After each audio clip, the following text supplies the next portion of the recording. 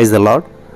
యేసయ్య గారి జీవిత చరిత్రలో భాగంగా అసలు హోసన్న మినిస్ట్రీస్ అనేటువంటి ఆ యొక్క పదం, ఆ యొక్క అక్షరాల్లో ఉన్న అర్థం ఏంటి అనేటువంటిది మనం ఈరోజు తెలుసుకుందాం. హోసన్న అక్షరాల్లో ఉన్నటువంటి పరమార్థం ఏంటంటే 1992వ సంవత్సరం ఫిబ్రవరి నెలలో బ్రదర్ యేసయ్య గారు హైదరాబాద్లో జరిగినటువంటి సభల్లో వాక్య సందేశం ఇచ్చి నెక్స్ట్ డే మరుసటి రోజు ఉదయం రేపెల్ల పాసెంజర్లో మరి హైదరాబాద్ నుంచి గుంటూరుకు బయలుదేరారు.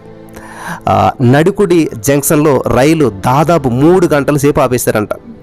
నడుకుడి స్టేషన్ ప్లాట్ఫామ్ మీద ఉన్నటువంటి ఇసుకలో యేసయ్య గారు కూర్చుని ఆ యొక్క ధ్యానంలో ఉన్నప్పుడు ఒక దర్శనం చూశారంట ఆయన.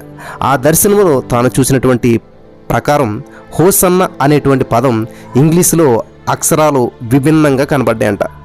మరి హెచ్లో మరి ఏ గమనించాలి, హెచ్లో సిలువ, మరి ఏలో వాయిద్యాలు ఆకారం ఆయనకి తారసపడ్డాయంట. గమనించాలి ప్రియులారా. కాబట్టి దర్శనంలో చూసినటువంటి అక్షరాలను అదే విధంగా ఇసుకలో తన వేలితో హోసన్న అని వ్రాసారంట. హోసన్న మినిస్ట్రీస్ ఒకవైపు సిలువ గురించి ప్రకటిస్తూ మరోవైపు సంగీత సేవ ద్వారా దేవుని యొక్క మహిమను చాటుతూ ఉందన్నమాట, మహిమపరుస్తున్నది. కాబట్టి బ్రదర్ యేసయ్య గారి యొక్క పాటల వలన లక్షల కొలది ప్రజలు ఆ యొక్క రక్షణ మార్గంలో పయనించారు.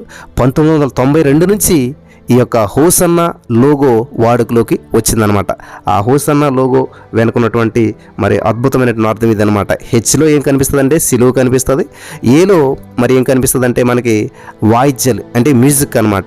సో ఈ విధంగా దేవుని గురించి, వాయిద్యాన్ని గురించి ఆ పరిచర్యలో అద్భుతమైనటువంటి కార్యాలు మనం చూస్తూ ఉన్నాం. దేవుడు మరి యొక్క మాటల ద్వారా బలపరచును గాక. ఆమేన్.